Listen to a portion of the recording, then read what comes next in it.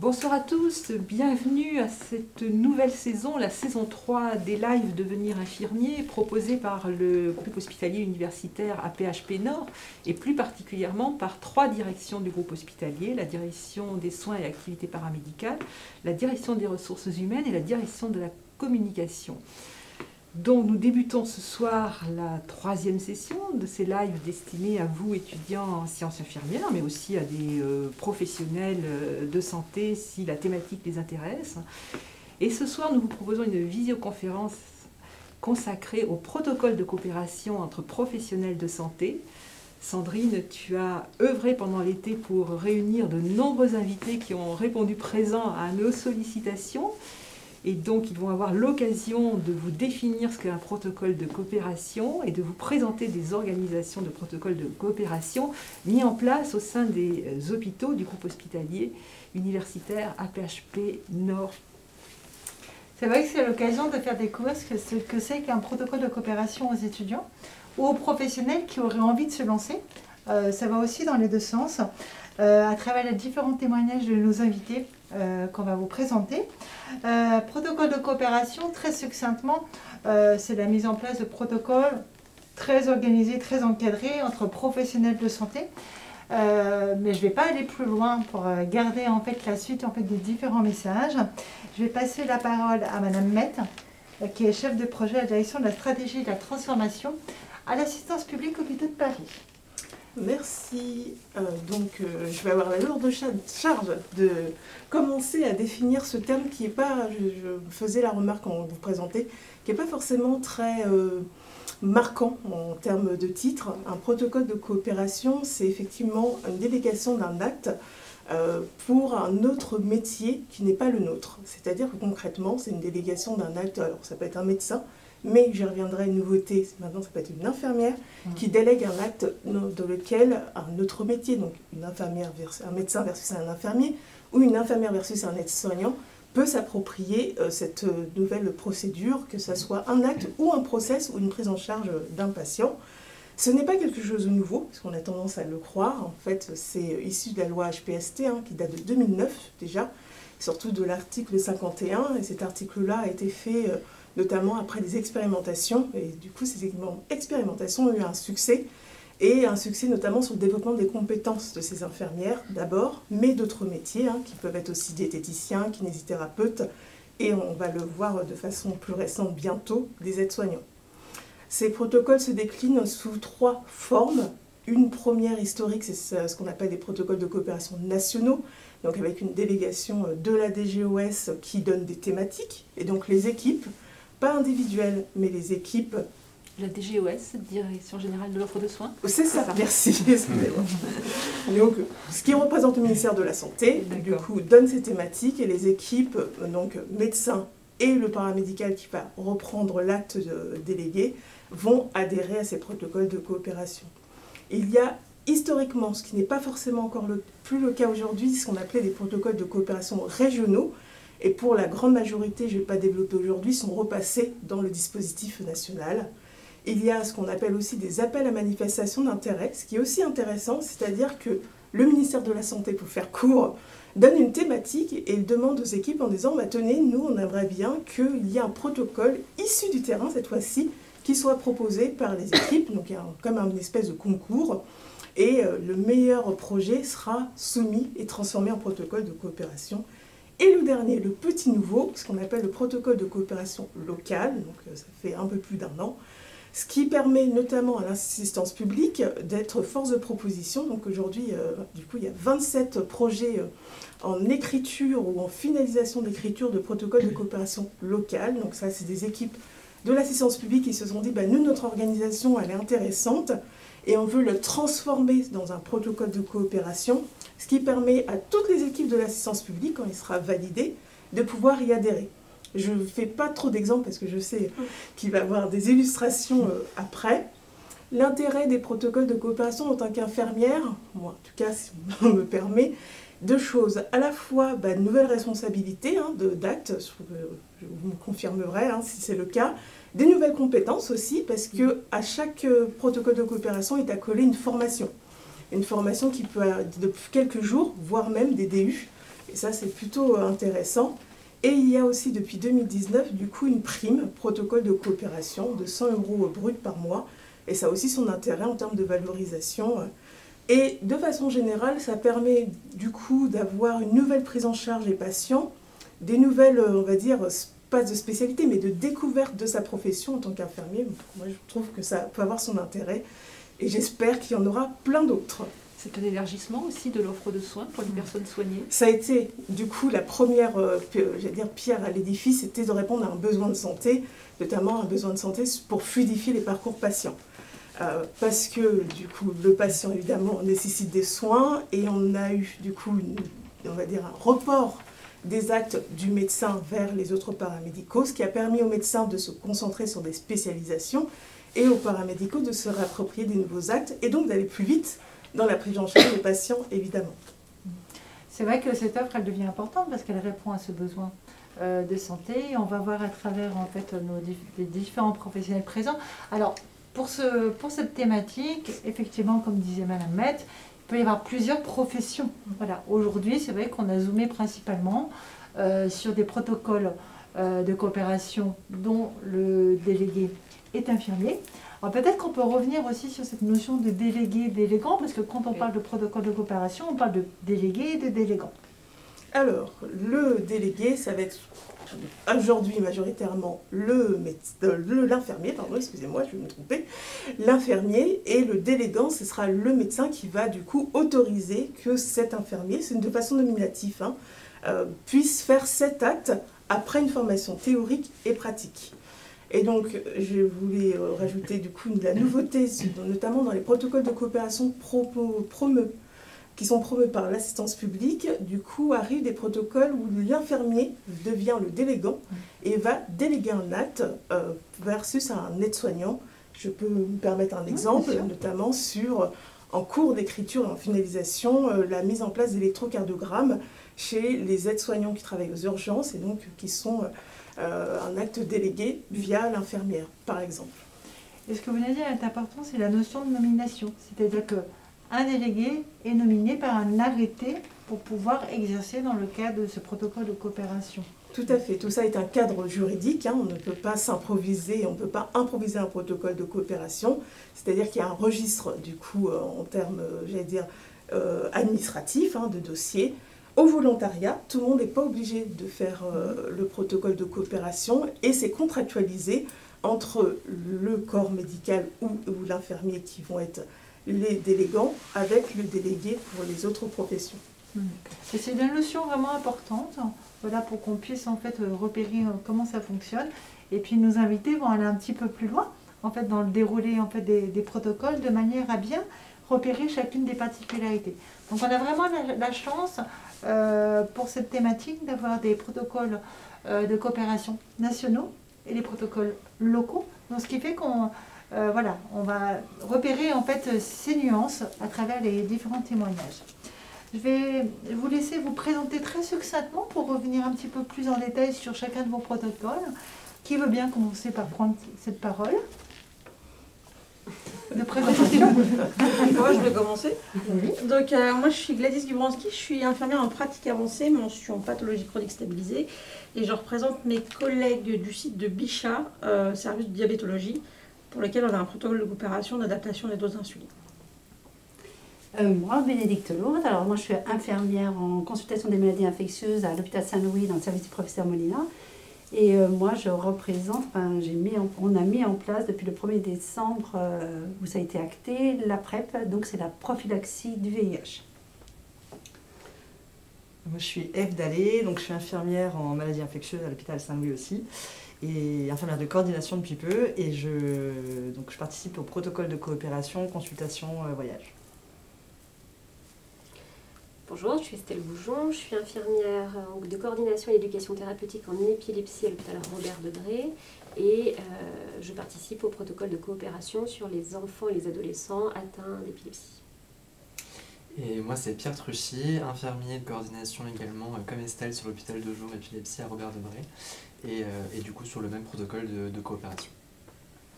Et enfin, Jacques Charles, je suis infirmier à l'hôpital Bichat, infirmier de coordination dans l'insuffisance cardiaque et l'éducation thérapeutique et nouvellement dans le protocole de coopération de la prise en charge des patients insuffisants cardiaques sur l'hôpital Bichat. Alors, je vous propose de commencer par parler de votre protocole, Monsieur Charles, parce qu'il a une particularité, ce protocole d'insuffisance cardiaque, puisqu'il est très lié à l'article 51. Est-ce que vous pouvez nous en dire un petit peu plus? Sur le protocole, oui, effectivement, le protocole, c'est comme disait Madame Metz, c'est une particularité, c'est une pratique qui est dans un cadre strictement légal, qui est dans le cadre de l'article 51.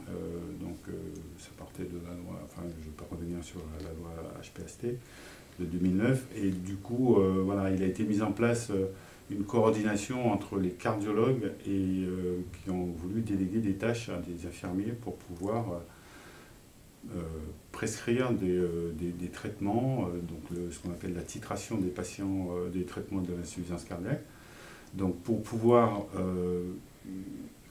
pratiquer ou du moins être éligible à ce protocole, il faut avoir plus de 2 années de pratique dans un milieu cardiologique, avoir fait le DU d'insuffisance cardiaque et faire la formation du protocole de coopération qui est à l'Institut Picpus, donc voilà, sur 8 jours, 7 jours ouvrés, enfin complet et 1 jour à distance.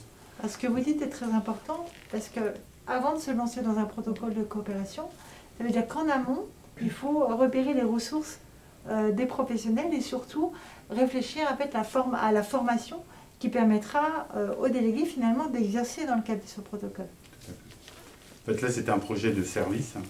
Dans le service de cardiologie, il y avait déjà une première tentative de monter ce qu'on appelle une équipe d'insuffisance cardiaque, dont je suis toujours le coordinateur en tant qu'infirmier. C'était une nouveauté sur Bichat, et donc une situation innovante. Après, nous avons continué. Et en fait, le protocole de coopération, moi, je ne le connaissais pas. Ça a été plutôt fait à la demande d'un cardiologue qui est venu me voir un jour en me disant « Est-ce que tu sais qu'il y avait un protocole? Ça nous intéresserait. » On s'est un petit peu penché là-dessus. J'ai dit « Bon, puisque nous sommes 2 infirmiers. » Donc voilà, je travaillais avec un binôme. Nous avions auparavant une consultation avec... sur un jour dédié qui était le mercredi avec les cardiologues, et donc au fil du temps, les cardiologues ont trouvé qu'on pouvait tout à fait faire ce protocole de coopération, et donc quels étaient les avantages. Donc c'était un gain de temps pour les cardiologues, déléguer des tâches, augmenter la prise en charge des patients insuffisants cardiaques. On avait beaucoup de patients qui quittaient l'hôpital Bichat qui n'étaient pas forcément bien pris en charge, parce que ces patients ont besoin d'être titrés. Titrer, c'est de sortir avec un traitement qui n'est pas totalement complet, donc consistant à augmenter le traitement à distance de la sortie d'hospitalisation, ce qui n'était pas toujours fait. Donc voilà, nous avons mis ça en place et nous fonctionnons depuis maintenant un petit peu plus d'1 an. D'accord. Très bien.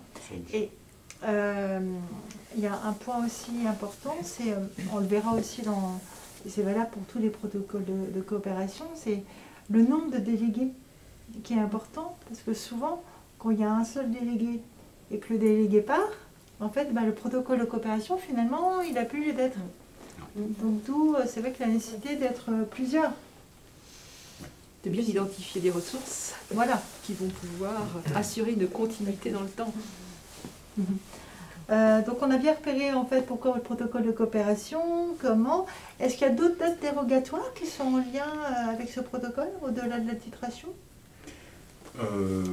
Alors, oui et non. Alors d'abord, les actes dérogatoires, c'est la prescription médicale, la possibilité de... nous faisons des ECG, la possibilité de lire des électrocardiogrammes, prescrire les bilans biologiques, les analyser. Et là, ce qu'on essaie de faire...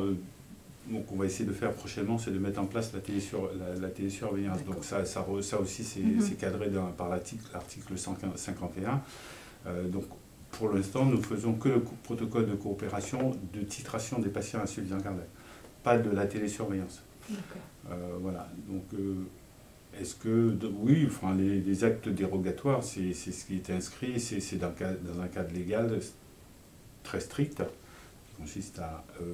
on peut prescrire des médicaments pour des patients, nous pouvons introduire certains médicaments, nous pouvons les arrêter. Donc c'est des médicaments qui sont strictement dans la liste protocolisée et nous ne pouvons pas prescrire des médicaments qui sont en dehors de ces listes de patients, de médicaments, de molécules qui sont autorisées. Voilà. Avec derrière, quasiment pour un certain nombre de protocoles, un regard clinique, je dirais, qui va vous permettre de faire les entretiens et de repérer ces adaptations de traitement. Quelque part, on parle beaucoup de logigrammes pour pouvoir, des logigrammes décisionnels finalement, pour pouvoir adapter ces actes. Ça, c'est la grande valeur ajoutée pour les infirmiers. Pour nous, maintenant, c'est le fait d'avoir une pratique clinique. Voilà, on a une proximité. Donc, la clinique, c'était pas du tout quelque chose du point de vue médical. Hein. Observer, toucher les mollets des patients, écouter les râles crépitants, hein, tout ce qui est auscultation pulmonaire, observer les signes cliniques sur... et puis enfin discuter avec les médecins, avec les patients, amener le cheminement de savoir dans quelles conditions ils sont venus à l'hôpital, quels étaient les signes avant-coureurs, et dialoguer avec les patients pour pouvoir... Aussi, on fait ce qu'on appelle de l'accompagnement thérapeutique, hein, c'est-à-dire expliquer aux patients, d'abord, est-ce qu'ils connaissent leur maladie,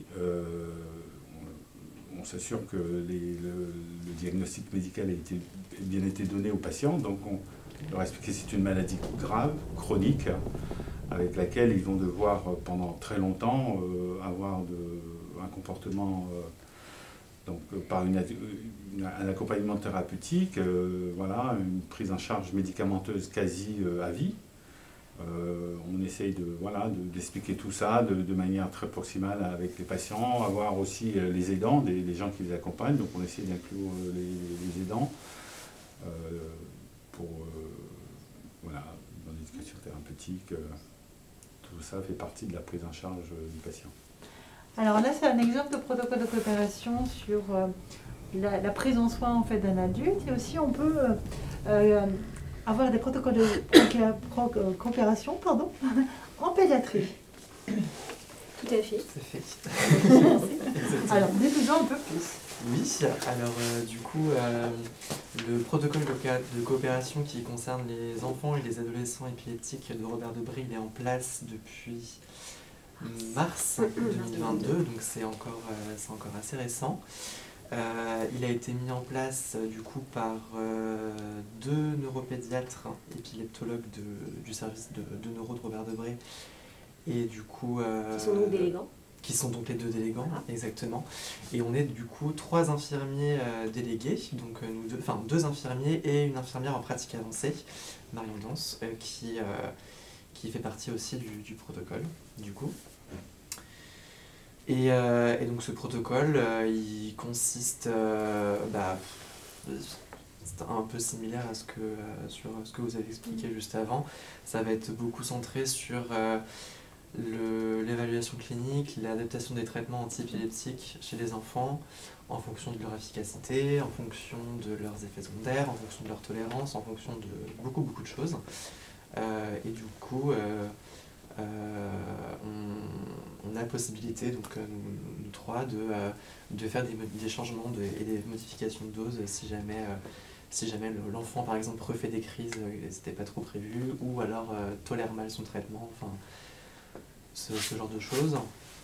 On peut prescrire des bilans de sang suivant aussi la tolérance, effectivement, s'il y a des troubles digestifs, s'il y a, donc on peut prescrire des prises de sang, on peut prescrire des examens en regard effectivement de l'épilepsie, des électroencéphalogrammes, je pensais aussi, on disait les traitements de l'épilepsie, mais aussi les traitements pour les examens, la mélatonine par exemple pour aller passer un électroencéphalogramme et du coup avoir un temps de sommeil pour cet examen. Après, je voulais juste revenir sur comment on en était arrivé là.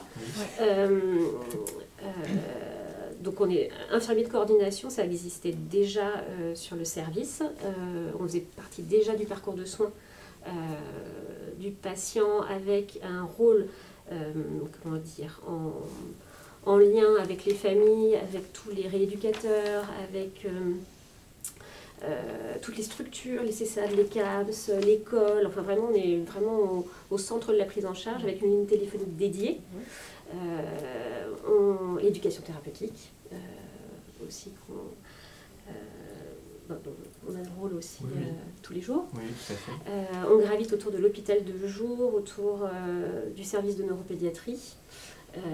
Et on voit aussi les enfants en consultation. Donc déjà de base, on avait aussi ce rôle un peu central avant que le protocole existe en fait, de Exactement. faire le lien un petit peu entre l'hôpital, la maison, l'école, enfin voilà tout ce qui gravite un petit peu avec autour de comme l'enfant. objectif toujours d'avoir le moins de passages aux urgences, que l'enfant puisse rester à la maison le plus possible, le moins d'hospitalisation possible, etc.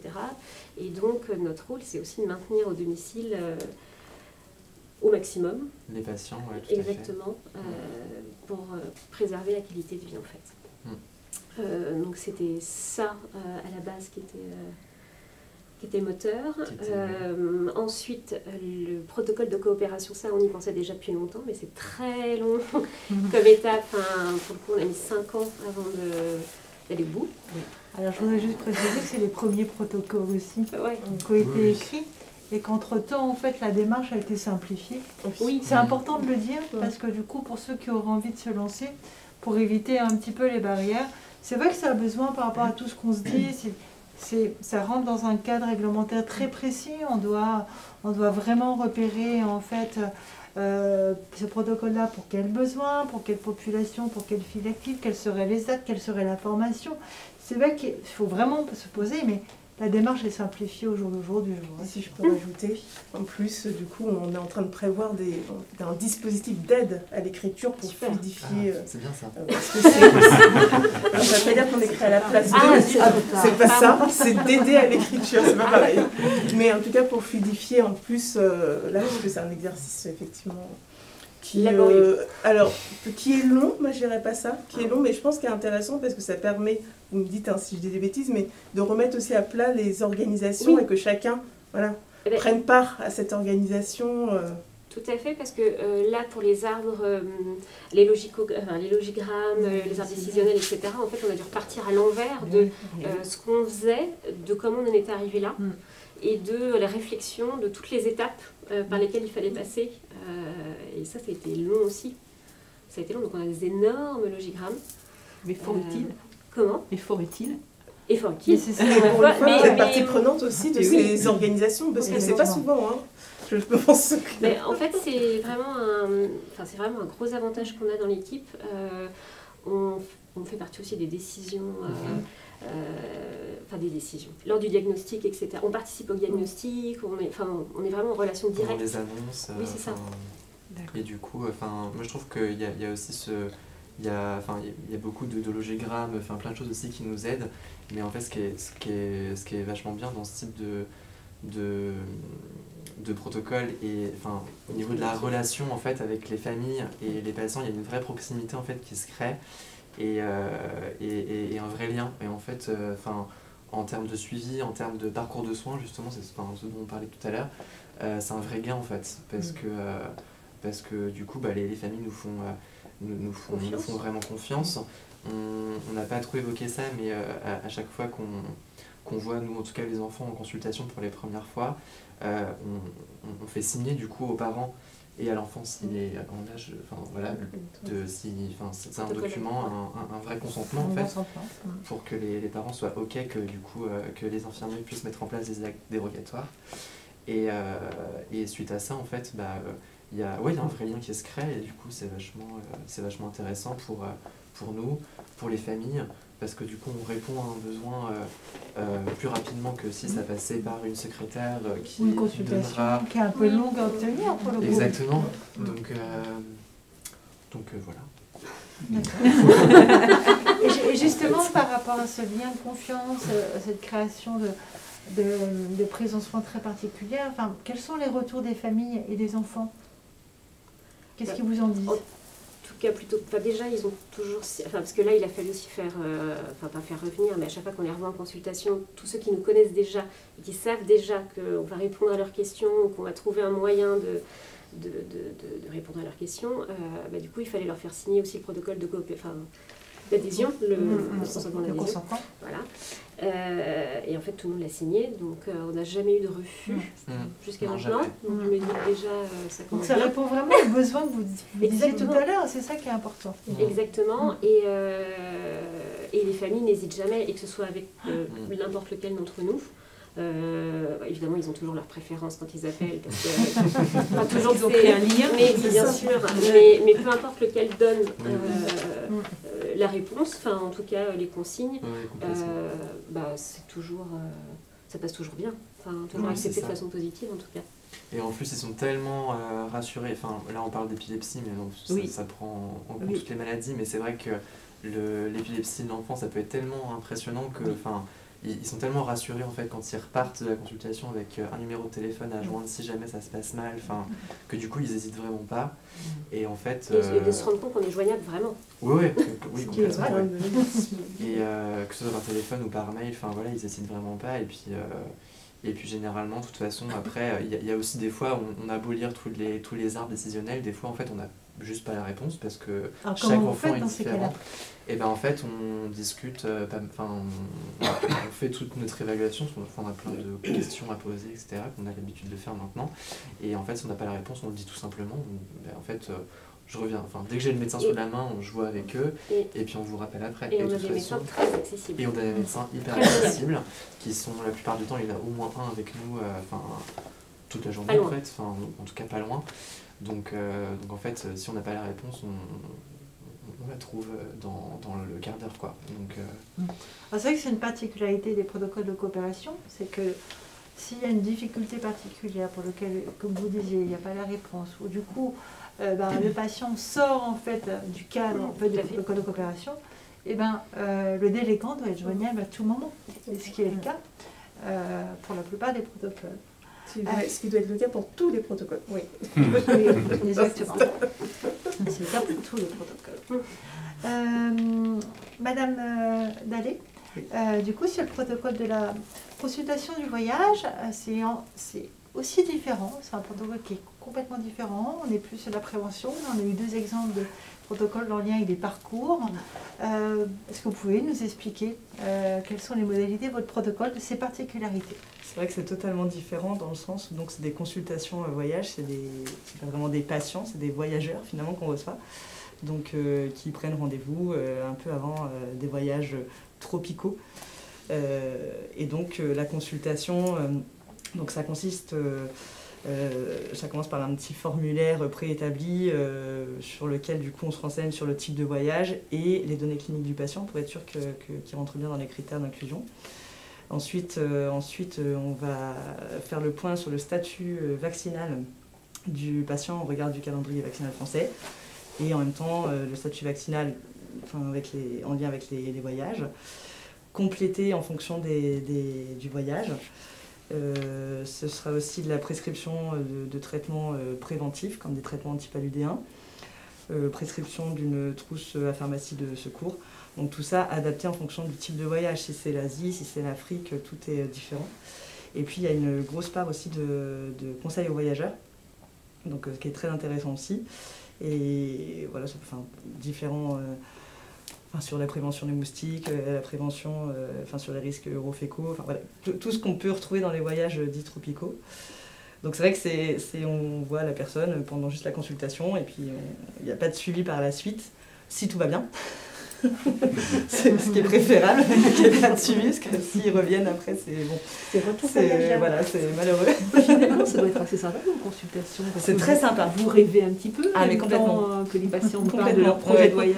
Et ça change vraiment. Moi, je suis infirmière en milieu hospitalier. Voilà, c'est pas toujours facile, pas toujours très, très sympa. Et là, du coup, c'est vraiment une autre facette et d'être face à des gens qui ne sont pas malades.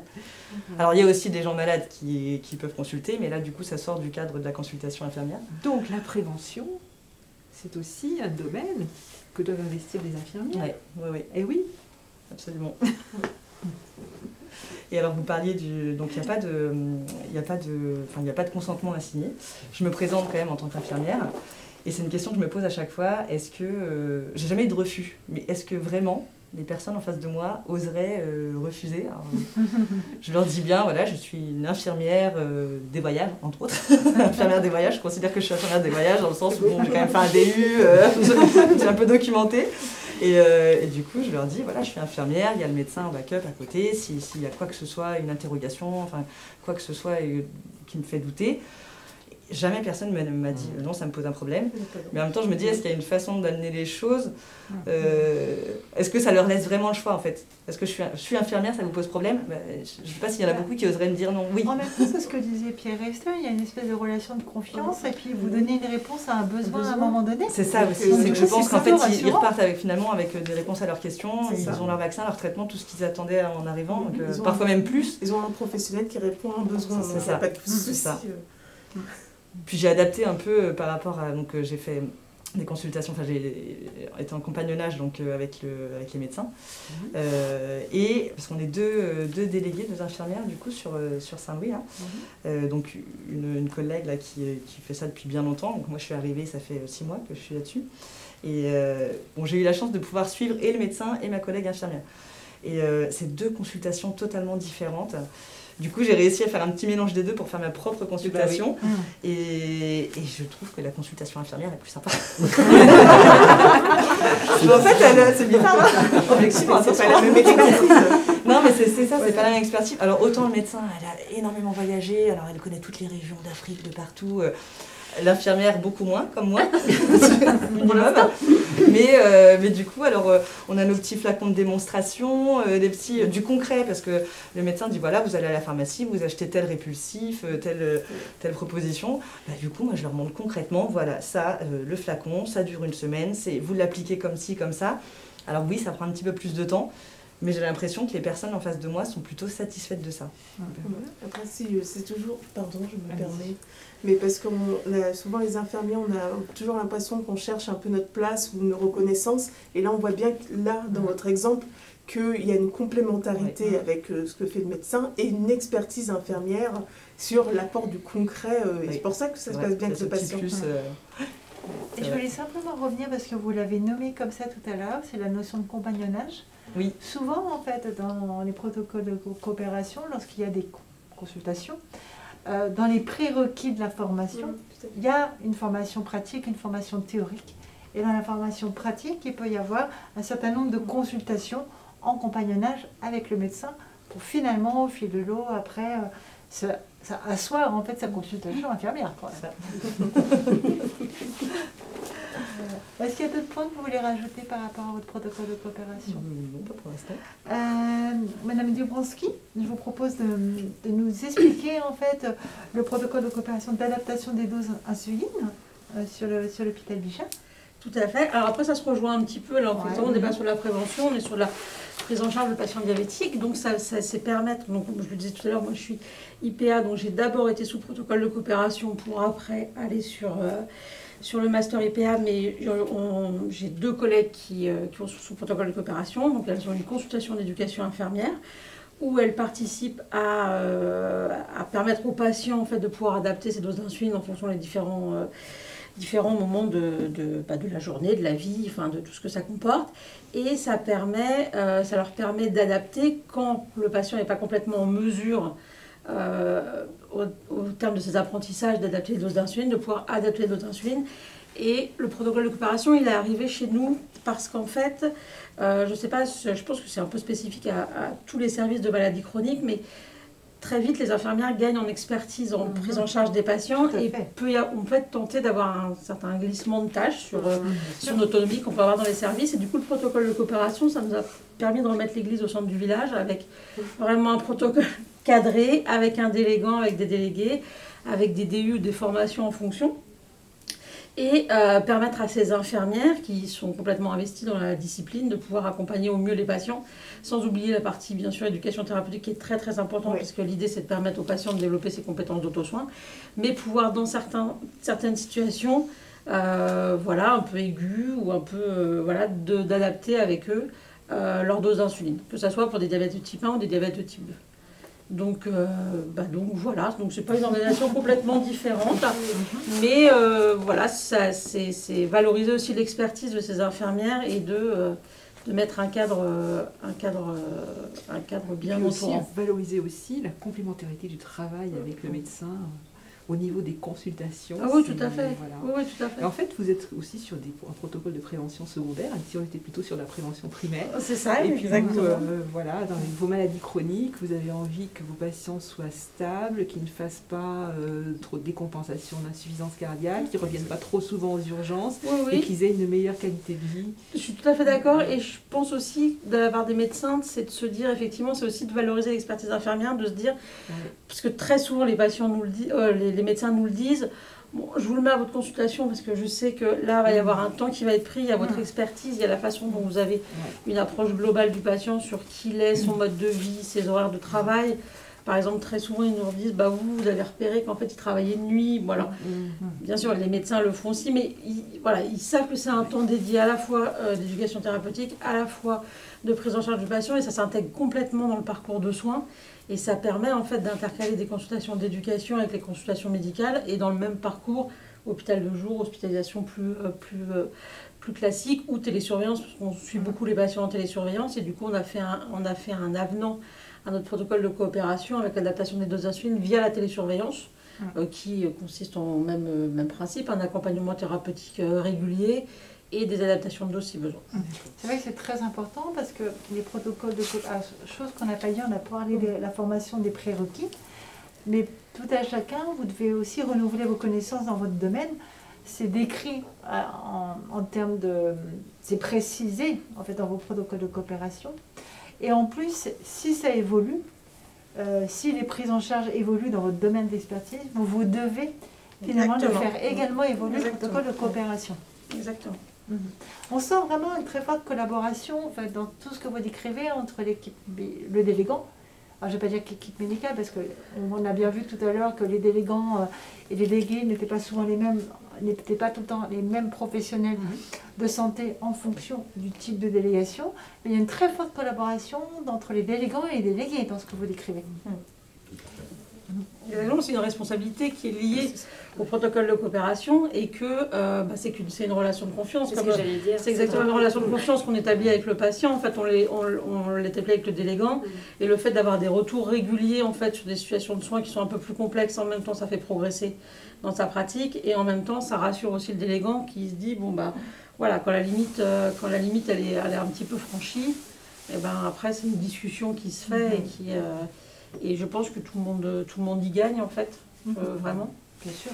Donc, là, nous évoquons des protocoles de coopération entre professionnels de santé qui travaillent en milieu hospitalier, mais on trouve aussi des protocoles de coopération entre professionnels qui travaillent en extra-hospitalier. D'ailleurs, moi, quand j'ai été sur le site du ministère, regarder un tout petit peu ce qui se faisait à l'échelle régionale et nationale, on trouve des protocoles très intéressants et dans plusieurs domaines, entre pharmaciens, médecins, pharmaciens, infirmières libérales par exemple. Quasiment tous les champs aujourd'hui sont couverts par les protocoles de coopération qui sont possibles. Ça améliore l'accès aux soins des populations soignées. Ça fluidifie les parcours patients, souvent, les parcours de soins. Ça permet aux médecins de se concentrer sur des activités cliniques plus complexes, d'alléger un petit peu leurs consultations dans tout ce qu'ils peuvent vous déléguer et puis de se consacrer plus de temps à des cas d'autres patients plus complexes et donc de prendre en soin plus de patients encore. Alors, sur notre dernier tout à fait, en fait, c'est les points clés en fait, des protocoles de coopération. Le dernier témoignage, en fait, pour Madame Lose, en fait, c'est la mise en place d'un protocole autour de la PrEP. Oui, alors comme Ève, moi c'est vraiment un protocole de prévention. C'est un protocole local, donc vraiment là, tout dernier né, je dirais.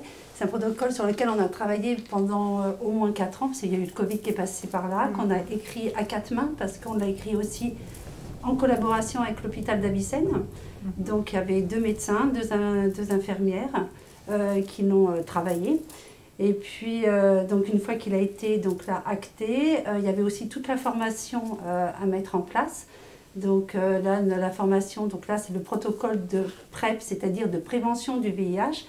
C'est un protocole, donc la PrEP, je le dis très rapidement ce que c'est pour c'est de la prévention du VIH. Elle se fait avec un comprimé qui est une bithérapie d'antirétroviraux qui est à prendre avant le rapport à risque et à prendre aussi pendant 48 heures après le rapport à risque. Donc on peut le prendre à la demande, en continu. Et là, le but de l'infirmière qui va adhérer à ce protocole, c'est de renouveler ce traitement de PrEP, bien sûr au regard des examens qu'ils vont apporter, mais aussi de pouvoir prescrire des antibiotiques et de traiter les IST. Donc les affections sexuellement transmissibles, c'est-à-dire gonocoque, syphilis, chlamydia, vous avez raison, tout ça. Dans ces consultations aussi, on va aborder tout le côté sexuel, le côté addiction, et de pouvoir réorienter aussi nos usagers vers les addictologues, les sexologues, le proctologue aussi.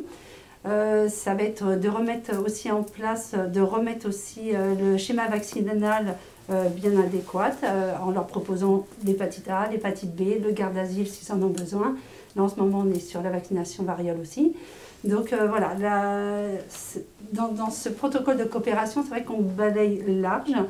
On a fait aussi un arbre décisionnel qui nous a pris beaucoup de temps, qui a posé aussi beaucoup de questions parce qu'il a fallu parlementer, discuter. Et puis il faut prendre les bonnes décisions surtout. Tout à fait. Et donc là, on a été 18 là à faire notre formation au mois d'avril et mai. Et là, pour l'instant, on est en train de faire, donc il y a 30, comme vous le disiez tout à l'heure, il faut faire 10 consultations déjà en observation, 10 consultations en binôme, 10 consultations en supervision. Et à partir de là, on peut commencer. Donc moi, ça y est, j'ai débuté. Et mes autres collègues vont me suivre parce que nous sommes 4 dans notre service à pouvoir avoir accès à ce protocole.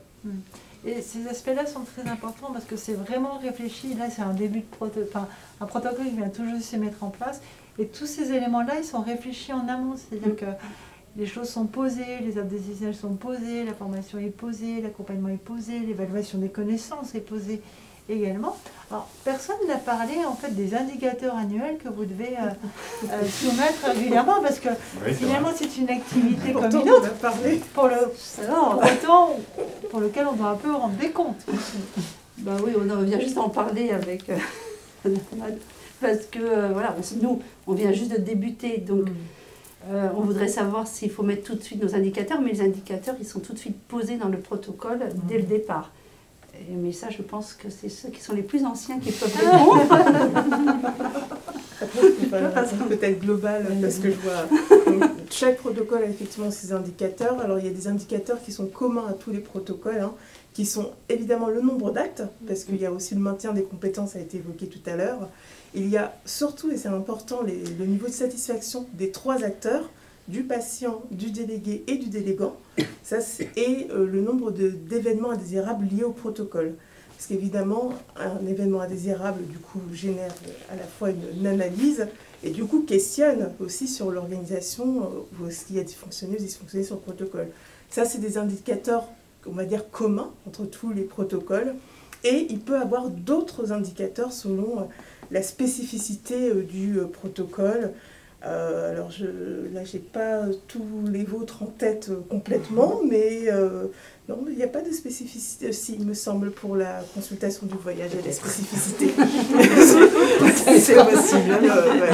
Et donc, ça, ces indicateurs-là, ils sont à enregistrer de façon annuelle parce que, du coup, comme on est dans un cadre légal et que, du coup, il y a notamment des tutelles et à la fois l'Agence régionale de santé, je le dis en entier, cette fois-ci, et à la fois la Direction générale de l'offre de soins, du coup, qui ont un droit de regard, évidemment, sur ces protocoles de coopération, qu'ils soient nationaux ou locaux, d'ailleurs, et que si, à la fois, il n'y a pas le suffisant de compétences, de maintien de compétences, donc d'activité, ou un événement indésirable, du coup, ils se gardent le droit, les tutelles, de soit poser des questions, ce qui est normal, ou d'arrêter l'activité du protocole de coopération en Pierce. À ma connaissance, ce n'est jamais arrivé.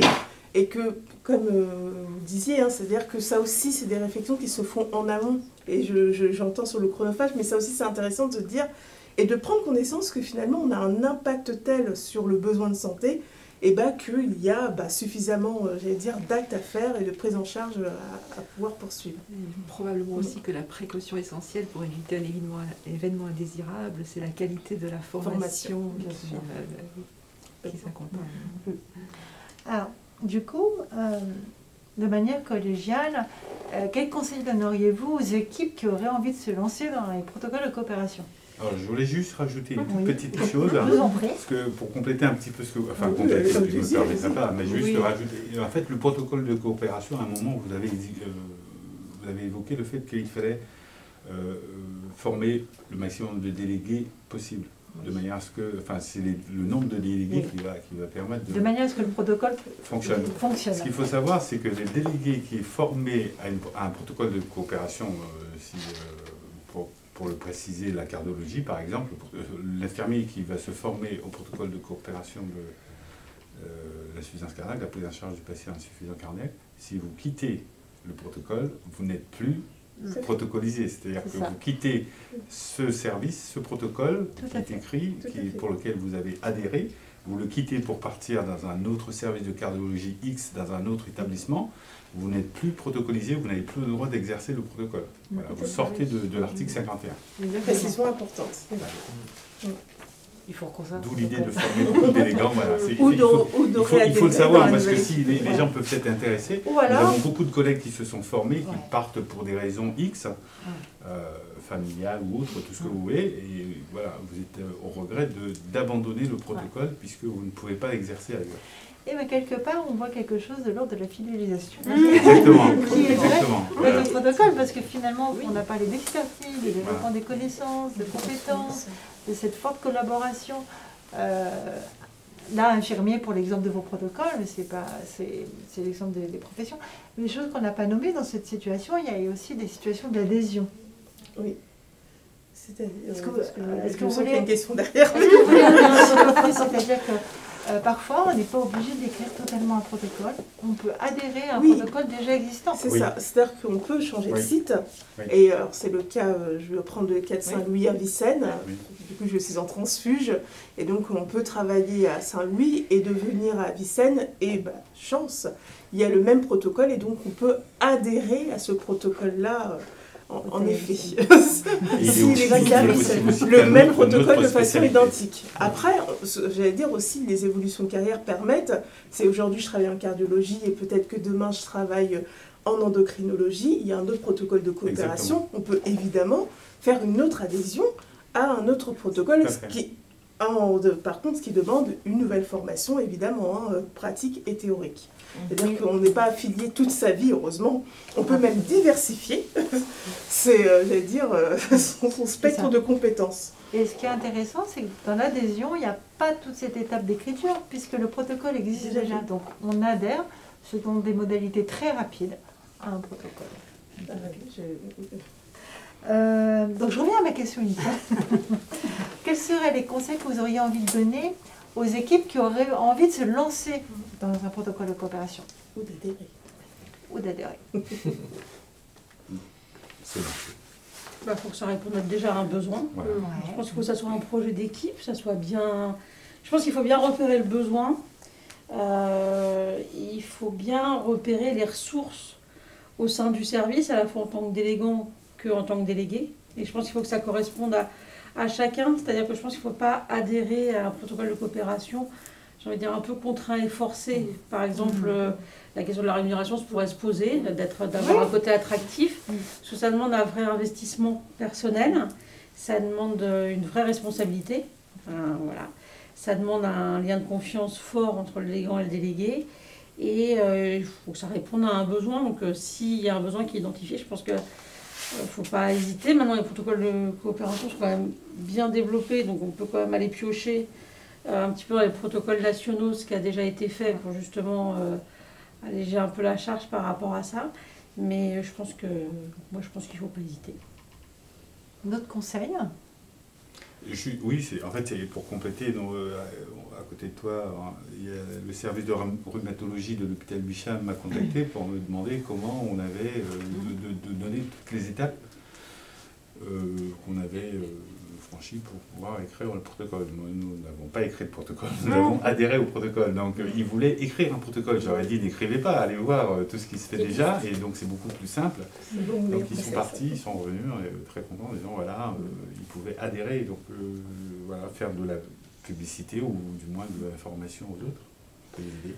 En vous écoutant, on entend bien qu'il y a deux générations. Il y avait ceux qui se faisaient il y a 4 ou 5 ans, à partir de l'article 51, loi 2009, hôpital, santé. Et puis aujourd'hui, nouvelle génération, une procédure allégée et on peut adhérer sur quelque chose qui existe déjà et qui a déjà été travaillé, un gain de temps. Exactement. Et puis si je pouvais juste dire, c'est que adhérer à un protocole de coopération, je vais y arriver, c'est aussi valoriser son expertise, gagner en autonomie, et c'est quand même assez préfigurateur de, par exemple, si on veut suivre après la formation en pratique avancée, qui permet là pour le coup d'avoir un diplôme qui vous permet d'exercer partout sans être... voilà, mais ça, je pense que ça peut donner aussi des perspectives en fait, de valorisation d'expertise. Et pour passer après dans un autre champ de suivi avec d'autres prérogatives, pour le coup un protocole d'organisation qui n'est pas un protocole de coopération. Mais je trouve que c'est je pense que ça permet, je pense, d'avoir une vision sur sa pratique et son métier, sur le suivi des patients, Bien sûr. et de se projeter. Tu le dis qu'il faut que ça corresponde, il faut que ça réponde à un besoin, mais il faut aussi que ça réponde à une envie. C'est ça. Enfin, quand c'est déjà en place, en l'occurrence, et du coup, c'est élargir le champ de compétences, c'est avoir de nouvelles responsabilités, c'est découvrir une autre facette de notre fonction, et c'est génial. Et moi, j'avais envie de vous poser une autre question, parce que vous n'avez pas été infirmière, associée ou impliquée dans des protocoles de coopération le jour où vous êtes arrivée avec votre diplôme d'état tout neuf. D'abord, vous avez fait... vous êtes aguerrie, vous avez fait un peu vos armes en prenant soin de patients dans divers services. Et puis ce qu'on entend toutes quand même, vous avez une passion pour les soins pédiatriques, pour les soins sur une pathologie qui est très particulière en pédiatrie, qui est l'épilepsie, l'insuffisance cardiaque, la pathologie chronique, en diabétologie, pathologie chronique. Vous par contre, vous nous faites rêver un petit peu, prévention primaire. Oui, mais je m'occupe au quotidien de gens qui viennent, qui souffrent de retour de voyage. Donc voilà, aussi, il y a quand même un lien. Voilà. Il y a un lien. Vous avez d'abord été des infirmières débutantes, ensuite des infirmières expérimentées dans un domaine ou plusieurs domaines. Et puis vous avez, avec le temps, vous êtes devenues des infirmières expertes, et cette expertise, vous avez encore renforcée à travers votre implication dans les protocoles de coopération. Est-ce que c'est comme ça que vous avez vécu un peu vos parcours professionnels? Oui. Ouais. Tout à fait, oui. Tout à fait. On touche un peu à la fin de ce temps quand même. Et oui. Simplement, je voulais revenir sur les ressources possibles pour aider aussi à l'accompagnement. En tous les cas, on a la chance sur le GHU Nord Parisité d'avoir des référents recherche et protocoles de coopération qui accompagnent en fait les équipes dans les étapes d'écriture, et aussi il y a une aide au niveau APHP. Alors, au niveau du siège, moi j'accompagne les référents. Et les référents, du coup, une déclinaison, effectivement, alors, je transforme un peu, parce que du coup, je viens aussi sur le terrain en appui des référents, parce que on est sur des choses nouvelles aussi. Des fois, on est tellement pris dans nos organisations que d'avoir quelqu'un d'extérieur avec un regard et des questions naïves, candides, ça peut aussi aider. Et aussi souligner aussi l'exercice d'aujourd'hui, parce que ça permet aussi, en tout cas moi, de voir, j'avais vu que les noms, donc je vois des visages, et aussi du coup, des protocoles qui prennent vie. Je trouve que de participer à ça, même moi, à mon niveau à distance, je trouve ça plutôt enthousiaste. C'est vrai, je trouve que tous vos témoignages autour de vos protocoles de coopération sont vivants. Oui. En tous les cas, on sent vraiment une application très forte. Nous arrivons au terme, je crois, de cette visioconférence. Vraiment, merci de nous avoir accompagnés, d'avoir partagé vos expériences riches, variées et porteuses d'avenir, aussi bien pour les personnes soignées que pour le travail en collaboration, et donc s'il y a de futurs infirmiers encore étudiants à ce jour qui vous ont écouté, eh bien je suis sûre que ce sera source d'inspiration pour leur futur. Donc merci pour ça. Merci aux personnes qui nous ont prêté attention. Et nous vous donnons rendez-vous le 18 octobre, à 18 h toujours le mardi soir, une fois par mois, avec une autre thématique. Et le 18 octobre, nous allons essayer de vous préparer une visioconférence avec d'autres infirmiers et infirmières du GHU autour des soins en pédiatrie. Tout à fait. Tout à fait. Merci. Bonne Au revoir. soirée. Bonne soirée.